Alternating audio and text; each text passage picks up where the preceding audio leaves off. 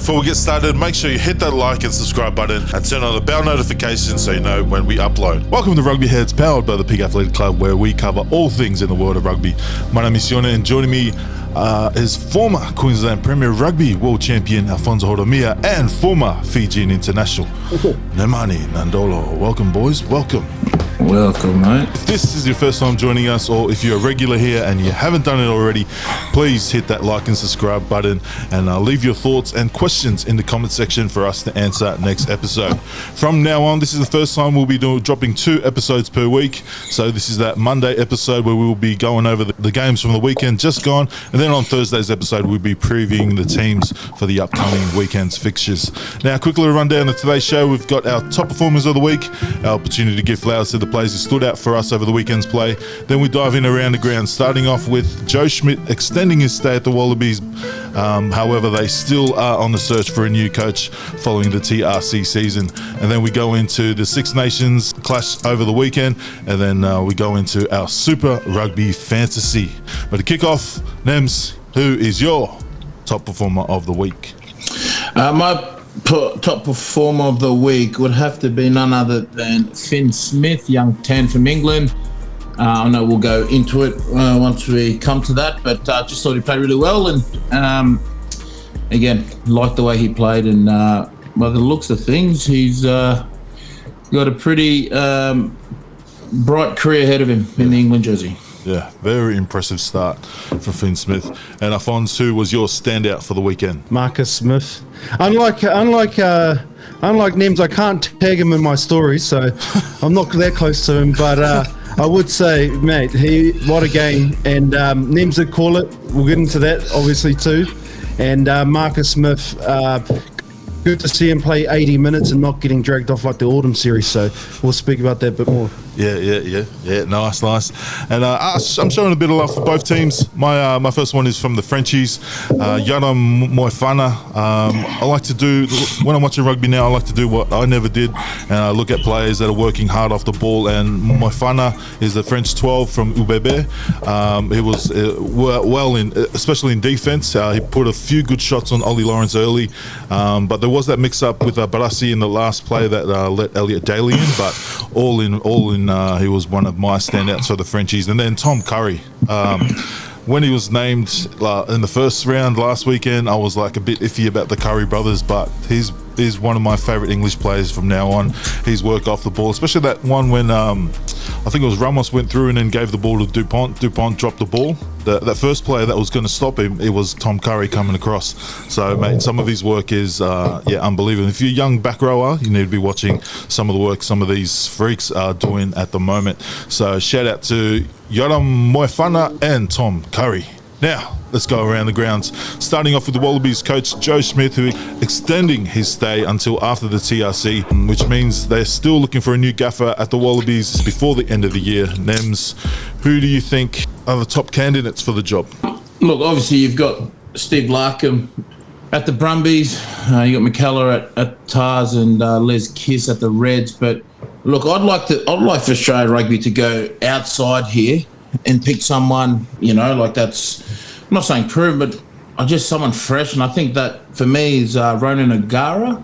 Ooh. He's shown interest in the Wallaby jersey. Look, he's ready to coach international. He's always, tossed in the fact that he's ready to coach at the international level.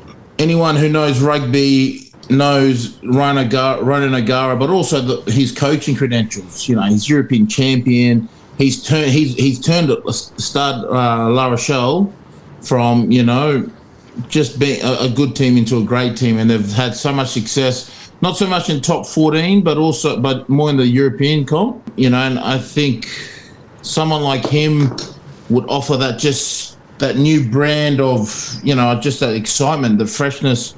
I think it'd be great for the Wallaby. Obviously, like I said, you got Checker as well. That's coincidentally finished up with Leicester. Yeah. Now, is that tie in with him at the Wallabies? We'll soon find out. But it is, to be fair, like I just think it's a shame to see Schmidt go at the end of this year. He's literally turned Australia around, and I get it. Family comes first, and to any muppet out there that says, he's it's a bad decision that he's leaving. Why did you get him, mate? It's at the end of the day. This is a high. You know, it's a job where it's an industry where it's a cutthroat as it is. So it's great what he's done. It would be great for him. How good would it be for him to win the Lions series, the Bledisloe and champion, you know, the TRC. Yeah. Imagine that, and then he goes and then they don't win again for another few years. But yeah, I just think someone like Ronan O'Gara would be perfect fit. But I just think he'll bring something fresh. So, but don't get me wrong, like all these other coaches out of there, that'd be great. It'd be interesting to see who they choose. And again, it's that roller coaster for all us fans, isn't it? For all us fans here, as Wallaby fans, it's like, just when we thought something was going well, you know, we're just like, we could see ourselves back, square one. And again, you know, the World Cup around the corner as well. It's kind of like, but you know, time will tell, and I guess that's life, isn't it?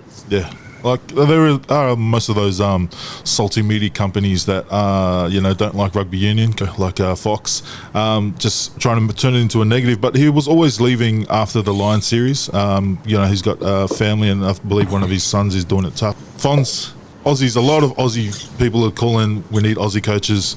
O'Gara comes, they'll probably be the first ever from the Northern Hemisphere. Do you think we should be looking in our own backyard, or just keeping it Aussie owned only, or do you think we need to open up just like the Northern Hemisphere countries are? Look, I just think you get the best coach available at the moment, whether that's inside or outside of Australia. I don't know. I mean, I do agree with Nems. I wouldn't really touch the Super Rugby coaches here in Australia. Not that they're not good coaches, but I haven't seen them being proven at the international level, because pretty much you have 2 years. The coach will have 2 years, and it depends on also will they bring their own personnel in as well, assistant coaches and set up as well. That's going to be interesting. Look, I think Joe Schmidt, in that 2 years, you guys are 100% right. He's managed to turn this Wallabies team around, and actually fans have actually been proud to be watching them. And Nems, I'm glad you brought that up too with the family, because I did read some media reports, and I was quite angry with the clickbait titles. Fox Sports was one of them. I'll call them out. I don't really care, but his family does come first, and that was always the case. I mean, I presume Australian rugby would be trying their best to keep him, but at the end of the day, you always put your family ahead of everything else. He's going to be sorely missed. It's going to be the fourth coach in 5 years in Australia, which is a huge. That's crazy. No other Tier 1 nation has gone through that. Not even Wales. They still got the same coach. So, but I do think, looking outside, O'Gara is a great shout. I know the Sydney Morning Herald interviewed him. He's still coaching over in La Rochelle. I don't know what his contract's like. I'd chuck a name out there. He's not coaching at the moment, but he's actually the director of rugby at the Highlanders, and that's Jamie Joseph. Yes. He's another coach who I think would easily be a great international coach. I don't know where Australia want to look. I don't know if going back to Checker would be not the right call, but I think just some fresh ideas. Just look at Joe Smith. Just not even from the rugby side though, from the just the team bonding side, you could see guys are happy to be there, and he's blooded through so many new Wallabies in the last 12 months. It's quite amazing what he's done, and he's going to be missed. I've really enjoyed him. Yeah, well, it's credit for him, because he could have easily just remained retired like he planned on doing and not helped out. But he even said that he saw that Australia needed help, and the World Rugby need a strong Australia rugby team, and that was the main reason why he came. And he's done a job. Even if we don't win the Lions series, he's already put the Australian rugby in a better place than when he got it. So Joseph is a good shout. Like what he did in Japan for that home World Cup in Japan, that was amazing for what in rugby in Japan. But yeah, there's some crazy names out there. Checker. It's like going back to your ex. I don't know if you keep going back to your ex and you expect to get a different result. So, it's a sticky one. What's that? Does that speak What's that from like, experience? Tony? Oh no. Yeah, sounds. No, I blocked him. So. That's from the heart. That little fade. You just did. Sorry about that. Must have blacked out. But yeah, if you're watching and you think you got some ideas who should be coaching, put it down in the comments. All right, and then let's go into the Six Nations. We're shooting this on Sunday, so we're going to miss the game that's on later tonight, which is Ireland versus Scotland. So we'll go into the first game. Italy were too good for Gatland's men, 22-15. The scoreline looks a lot better than what the actual game was. Nems, thoughts, keys, takeaways from the game, and who stood out for you? It looked like a horrible conditions.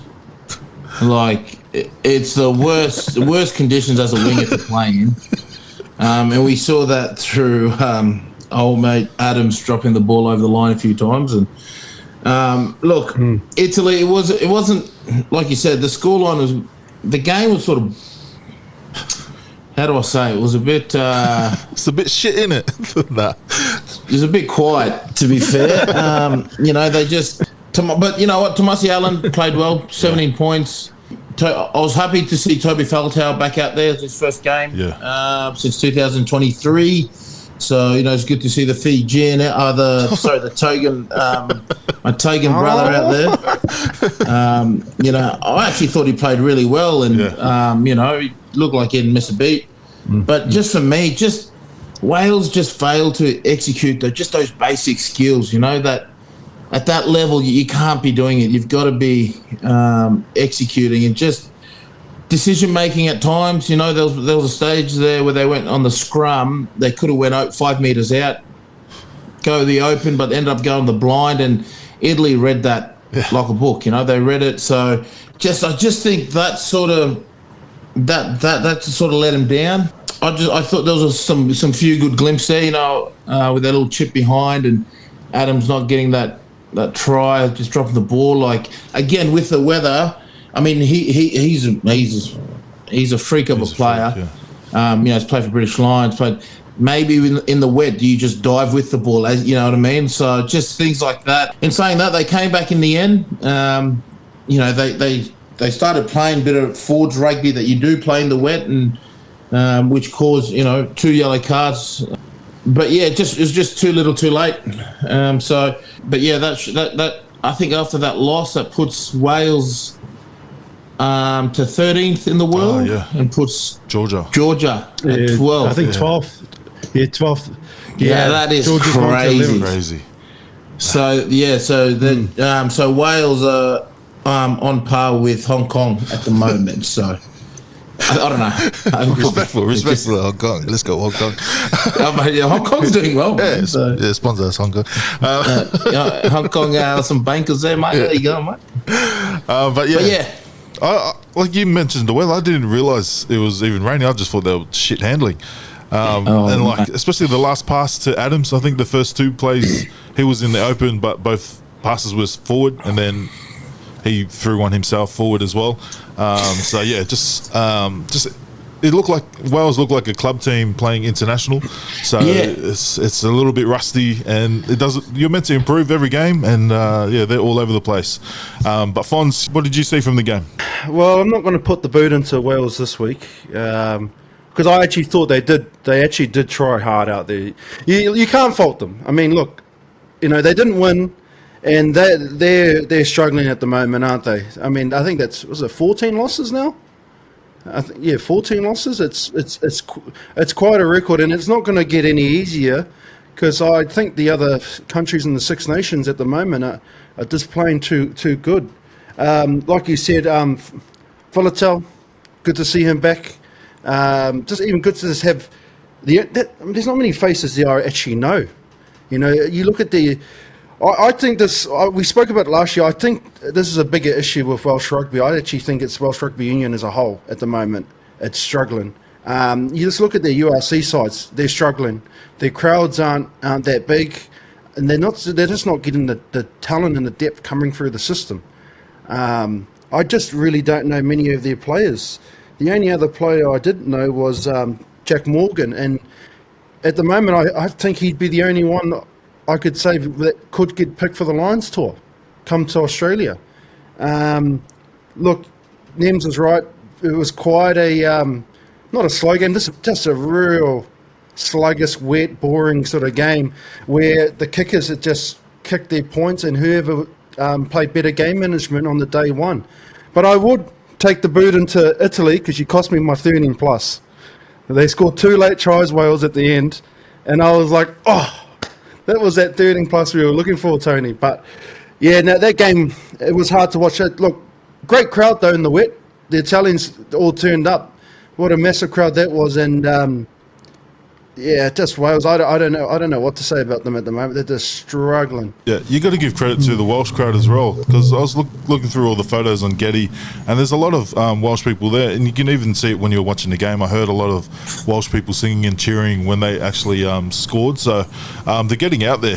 They probably saw this game as the only game that they're going to win, which is probably why there was a lot of Welsh people that made the trip over. But unfortunately, they didn't get the job done for their fans. So it doesn't get any easier for them. They got Ireland next, so yeah, good luck to our Welsh brothers.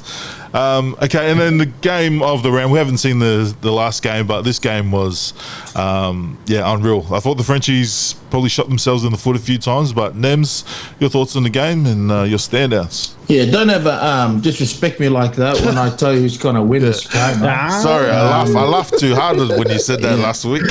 And then, I was replaying it because I think you might have turned that volume up every time I said England to win. The laughing was pretty personal. But anyway, how good was England? I thought they played exceptionally well. I love the Finn Smith 10, Marcus Smith 15 combination. I think with Marcus Smith at fullback, he gets to sort of express, his flamboyant play, and just it gives him more freedom. Yeah. Whereas Finn Smith more that guarded sort of 10, the sort of Johnny Wilkinson, George Ford sort of style where play the corners, and particularly it's a 10 that I think Steve Borthwick really likes because plays the corners, nothing flashy about him. And England have never been about flashy 5'8", right? That's more us on this side of the world. So I think that Marcus Smith at fullback and him at 10 was great. I thought Finn Smith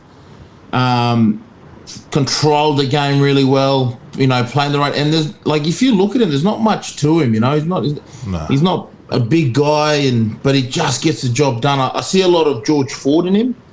Their backline was firing on cylinders. I'm sure you'll talk about the forwards, but the English backline, they needed to be at 100% to play against this French backline, who are young, and we spoke about them last week. But guys like Ollie Lawrence and Freeman on the edge, thought he played a great game. He put on some size. I remember when he came through the Northampton, he was a small fella, but he's put on some size since then. But I just thought that the French forwards, the English forwards sort of contained them, we always see the French dominance in the forward pack and how we see them always sort of dominate towards the 50, 60, 70th mark and then win the game. Whereas this time England would I just thought they contained the French forwards. Their big guys running, it was like boom, making their tackles. I like the way they were really clinical in the defense. England, again, the French, they play real. We saw some of that. We saw that try, the first try of the game, where they were just throwing the ball around like that's French jouer. But I was really impressed with the English. I thought, I had no doubt they were going to win. And I just think that Marcus Smith at fullback might be the answer to England. But in saying that, obviously you still got fullbacks like Freddie Stewart, who's actually plays a different sort of game, more higher in the end. In the air. I still question the defense. Where I find that a lot of the French, they were trying to get to Marcus Smith in defense, but look, I think Marcus Smith is talented enough to know that he's going to have to work on his defense, otherwise teams will come. But he's improved a lot And I was just really impressed with the way they played that set piece try in the end there, and that was it off the line out, wasn't it? We all thought that they were going to drive and go, but that's Steve Borthwick 101. England, I'm telling you, boys, England Six Nations champions. Yeah. Hopefully I don't have to cut that again when they actually do it. But yeah, that last play was, mate, it's good to see blind wingers actually doing something. And when he swung around. Oh, sorry, mate. Oh, my friend. Oh, no, don't pull up any clips, mate. But yeah, Fons, your thoughts and, mate, how did the Frenchies lose that? Oh, that's the French for you, isn't it? But look, I'm not going to discredit England. I mean, I think Nems has covered most of it. It's interesting having the two Smiths, one at 10, one at 15, having a second playmaker as well, where, you see Marcus Smith can come into the line or out the back of the line and play that secondary option out the back as well. But, England, man, I didn't see this happening. I had France 1-12. Yeah. Nems caught it, and he's actually got a point because now England's just played France and Ireland. So I think they're two hardest games in the Six Nations. Yes, the 100%. Other teams are going to be good, but they've got through, one from two. If they can get in the next, 3 games and win those, they're in a very good chance of winning it or even just tying it, because now all eyes will turn on Ireland v France. That'll be a big game, and that will be interesting to see how that goes. French rugby, man, they are such a good team, but they can be so wishy-washy when they want to be too. You saw you saw Mavaka's flick out the back to no one, and it has scooped it up and it's gone wide and scored. It was like, what the heck? It looked like a bit of a training try. Those wingers for France, oh my gosh, aren't they special? Both the Bordeaux Bagler wingers. Pinot was back, obviously. How did you think Dupont go, though? I still think he played well, but not obviously the options. I mean, England they do. I mean, Nems was right talking about English and their defence. They're still a bit shaky in a few parts, but I still think physically they matched them. And Dupont obviously still found some good options. I mean, he always does. But I just have to give credit to England and just squeezing France out of that game towards the end. Yeah. I can tell you, being coached by Steve Borthwick and Kevin Sinfield, I can tell you that week that they would have had prepping for France would have been Operation Antoine Dupont. You know what I mean? Like, you shut him down, and I think this is where people don't, everything you've said, it all leads back to one man, right? Antoine Dupont. And I reckon that week that they had at Penny Hill in London, prepping for this French game, it would have had pictures of Dupont's face all over the walls. How do we stop him? Because that is Steve Borthwick 101. Like when I was playing, every time we'd play against a team, we'd always be, and their 10 or 9 was like, one of the best, would have pictures on the wall. So I could just imagine them going Antoine Dupont. And everything you said again, Fons, like, they were contained here and there. It all led back to them. And like you said, he didn't play his normal game. If you were to, dissect it even more, he played a good game. He didn't do anything wrong, but they just kept him on a leash, And I was just laughing about it when I was watching the game, because I was like, man, everything they do, because again, where Antoine Dupont gets his game, his momentum is off his forwards, right? Yeah. So if his forwards are getting taken out, he can't go anywhere. Yep. So, mate, it was I thought they 100%. It was great to see. Yeah, the name's called it earlier. Like the forwards, Malfoy was probably the only one that was going over the gain line, and that was just off the back of himself, not like hitting the lines or anything.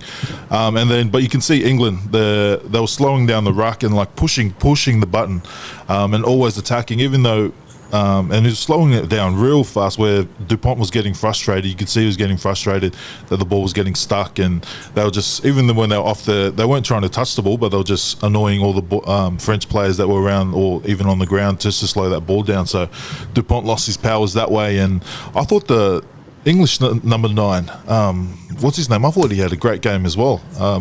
Mitchell. Yeah, Mitchell. I thought he was. Mitchell. Northampton Saints halfback.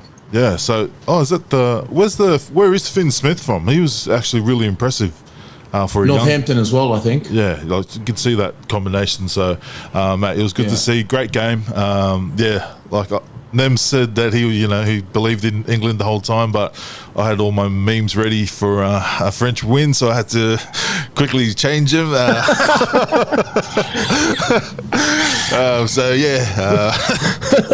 I'm expecting a meme on our story shortly of me proving everyone wrong. Yeah.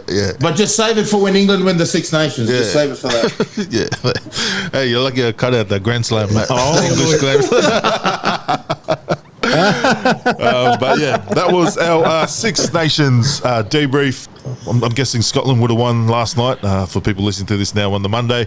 So, make sure you go watch the highlights, and we'll be previewing. There's two weeks until the next round of Six Nations. So next week is the beginning of Super Rugby. So make sure you tune in on Thursday where we have our preview episode for the upcoming round. Now, speaking of Super Rugby, Super Rugby Fantasy is back. We have 2 leagues, our Pack Fantasy League. We've got our Punters Public League. That's for everyone to join. That's free to join, and that will be on the Super Rugby Fantasy webpage. Whereas we got our private league, our top 14. That's the big ballers. That's the big nuts. We've all got a team in that.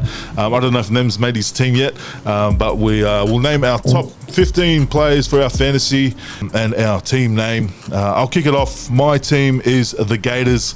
The Gators ride for my NFL fantasy as well. We haven't done too well in NFL fantasy, but Super Rugby, I believe we will take it out.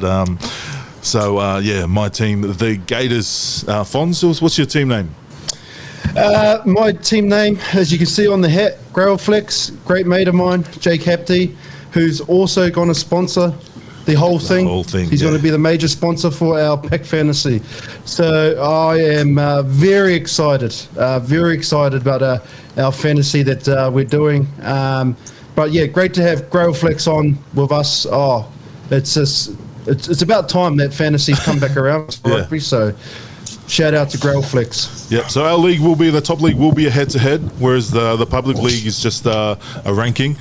So we will have a head-to-head system like the NFL fantasy. We will be going all in, and Grailflex Pack FL.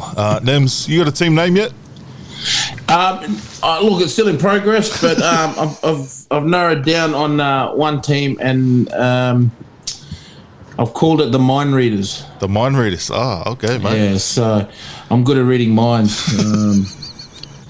and predicting things. Obviously, didn't predict the Welsh game. I'm a bit off. As I said, it's in the works. It's preseason. It's preseason. Fantasy preseason. It's preseason, mate. Yeah. So yeah, I'm calling Mind Readers. I'm just in the I'm in recruitment phase at the moment. So like I am at my club and like down here as well. So. A lot's happening. It'll come through, and look, it's my first time actually doing fantasy. I actually haven't done it. Oh wow! I've never done one, so because I've always been, you've been player. Yeah. Oh yeah, true, fair enough. So not that my value was pretty high. Oh mate, but yeah, no, I'm gonna get into it. Should be good. I've got to read the rules and regulations and relations. But we'll do a dummy 15 for our first fantasy. Starting off with the front row, I'll kick it off. My front row, I had this is for the public league. I had Angus Bell, Aumua, and Daniela Tupou. I just think Nella and Belly. I think all three of them going to get some numbers through their meters and also long range tries from 2 meters out. So I think they're going to get a lot of 15 pointers on the board for me there. Fons, who'd you have in the front row? I just went a bit diverse because I didn't want too many players from the same team on the same position in case of tradings and stuff like that. But Angus Bell, Tamati Williams, and Ikani Vere from the Jura. He scores quite a few tries. So he's quite a rangy hooker, and I really like him. So I think he'd pick up a lot of fantasy points. Oh, thank you, Mr. Expert, for that. Make sure you have a diversity from different clubs because they play on different. Yeah, that's a good one. And also, I might have a new hooker after this. Thanks for that, mate. Meanwhile, Tony's picking the whole Waratahs forward pack. Hey, this is my friends. This is my friends, mate. Stop watching their YouTube channel. Oh, you see my comment? Oh, mate. The moment you said Ikanavere, Tony's face just went, oh, mate, there's other teams in this comp. Mate. Don't you dare change yours. Don't change it. Hey, mate, you're not my owner of the team. You got a front row, Nebs, mate? Who's your front row, mate? Oh, mate, I'm just low. Ikanavere's hooker for sure. Who you got JT? No. 4 a.m. club. No, I've actually gone with same as you. I'll go Ikanavere, Angus Bell, and Tupou. Coach Nims, you do know that there's a salary cap. And this isn't Fiji rugby where you can. Where's show me my money? On this. Mate, what is this? Yeah, the salary cap. See, that's where I'm going to struggle because I'll just try and pick all because forward guys, mate, forwards. I'll just pick any name I see, but it's more the backs as well. Come alive, So I'm going to struggle. All right, locks. I had Tupovai and Patrick Tupolotu. Can you say their worth as well? 5 million. Is that 5 million? Yeah, 5 million. 5 million for Tupovai and then Patrick they're all in Tupolotu, millions. both 5 million. Who'd you have, Fons? Very nice, very nice. I had Nick Frost at 4.5 million. He plays a lot of minutes for the Brumbies, so I had him. And the other one who I think is undervalued is Fabian Holland from the Highlanders. He's currently at $4 million on the fantasy. Oh, thank you for this insight, mate. We could save some money. We could save some money over here, mate. What are you writing on your notepad, Tony? Why are you checking your team? Hey, no, I was just having a look, man. Mate, the funny thing, Tony's buddy coming into this, he'll be like, oh, yeah, this is my team, yeah. The moment you're just throwing out names, oh, all right, okay, yeah. Yeah, who's yours there, mate? No, to be fair, I'm kidding myself. I've actually got to look at the thing because I can just throw out numbers and I'll be way over the salary cap. But I do like, I would go, I'm just going to pick a team, like obviously don't know the budget, so I'll have to come back and I do like Sam Carter. Sam Carter, all right. Darcy Carter. Is he, I don't know if he's worth a lot, he might be worth a lot, but then I've put Luke Hunt. No, he's not worth much, but yeah, the other thing you got to remember is how many minutes they play too. Yeah. Oh, mate, but he's good though. He's that old head fella. I reckon he'll be on a watt bike during the week. And just speaking from experience, come Saturday, boom. Old head. You've been there. Okay. Yeah.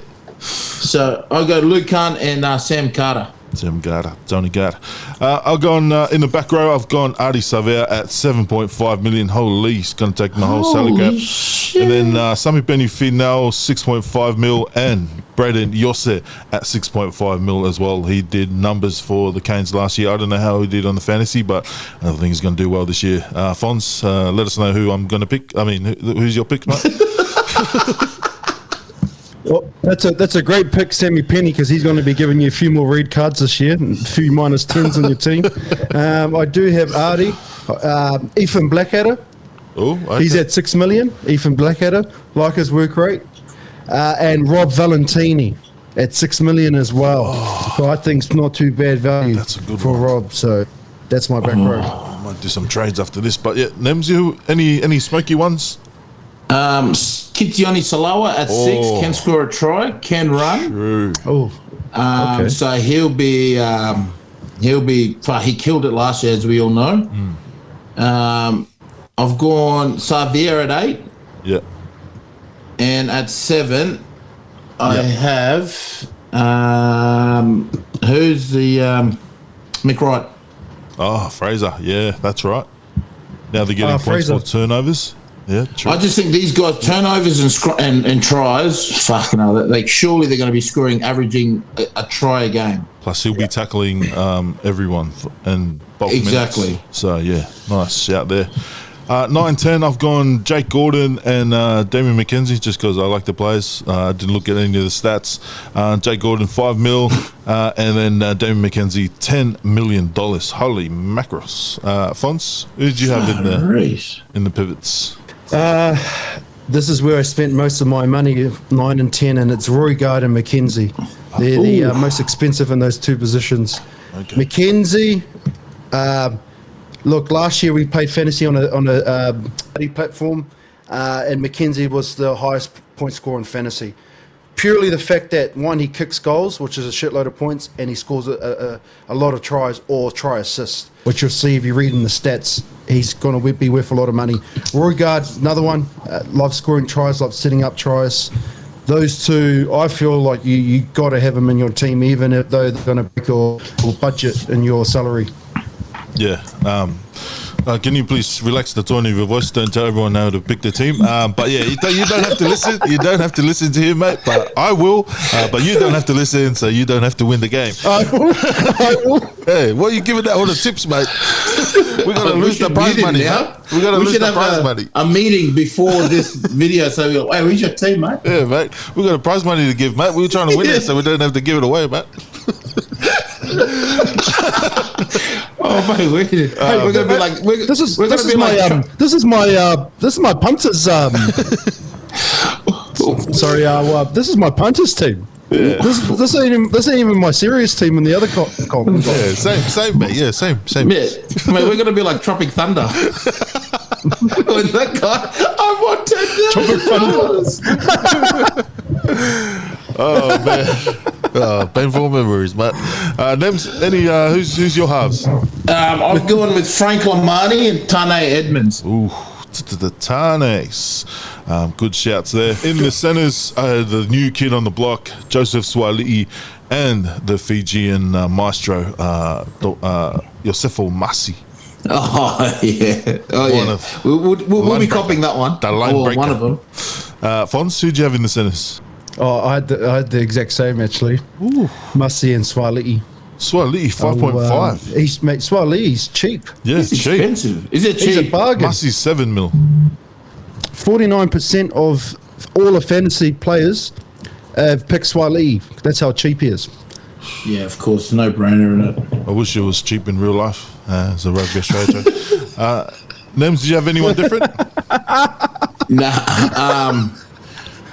Well, I was gonna have young Fluke from Reds. Yep. He had a good But I've season just last changed year. him out and put Swati there, and I've gone Yosefa Masi. Yeah, so Josh Fluke. I've had to swap Josh Fluke. Sorry, mate.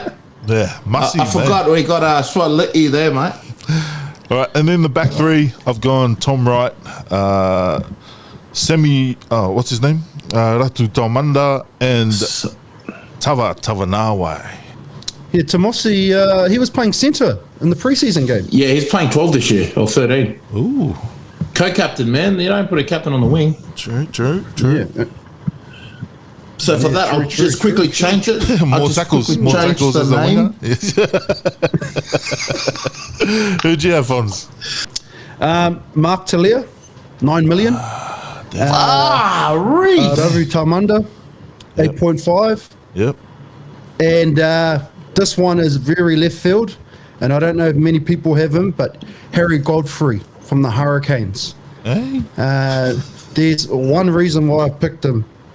It's because the Hurricanes 10s are all injured, and he'll be playing at 10, but That's what I he's thought. playing in a back three position. So he'll be kicking their points at the Hurricanes, so he'll be worth a lot of points. So that's a glitch in the matrix here, mate. Because he was playing 10, he'll be getting all the points. See, Hopefully, the Super Rugby we're Commission out is here watching. playing chess, mate. Yeah, true. So yeah, that's another one. Fonzie's giving away the secrets. Harry Godfrey. Nims, do you have anyone different? Yeah. No, Yeah, I got Salastino Rabuto Manda at 11. At 14, I have Darby Lancaster. Not much to him, but he goes hard. Yeah. And at 15, I've actually gone with Armstrong Ravula. Okay. Oh, another goal kicker. True. Another true. goal kicker. Another sort of second playmaker. So thought I'd play smart here and not go for names like the other two in this track. Yeah. Thank you, Matt. But yeah, if you want to join our Punters League, if you do win it, you will get cash prize plus an invite to next year's top 14 pack. The top 14. So make sure you sign up and get around fantasy rugby this season. I actually will give one little tip I've just noticed with NEMS. Just remember, teams have buys, so you don't want to pick players who aren't playing that round. Oh, Fraser So, McGrath. for instance, true. the Reds have got the buy this first week. Yeah. Oh, right. Yeah, I changed that one now, mate. Yeah, mate. So I took Josh Fluke out. Yeah, I'll take Fraser out too, mate. Yeah, that's good chat. Good chat. A lot of Bring him good in tips. next week, NEMS. Yeah, see, thank you for telling me this week, because Tony would have told me the week after. Yeah. Yeah, thank you. And thank you to our sponsor of Fantasy, Growlflex. Make sure you hit the link in the bio to check it out and join the communities. Thanks, boys. We'll see you guys on the Wednesday pod without Ironside because Ryan Freeney took away his invitations. But yeah, we'll see you guys on the Thursday pod. Boys, good night and thanks for tuning in. Thank you. Cheers, mate. See you, mate.